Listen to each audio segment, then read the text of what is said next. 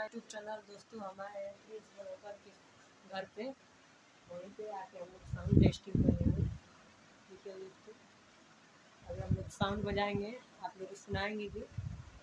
तब तक के लिए बने रहिए आप लोग।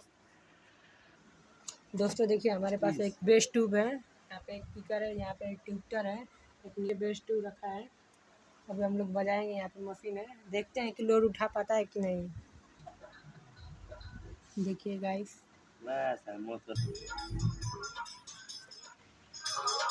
बिछ गया देखिए दोस्तों।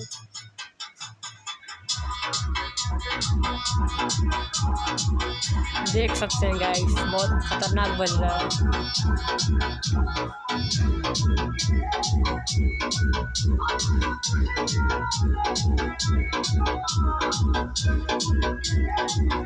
तो दोस्तों अगले वीडियो में आप लोग बने रहिएगा।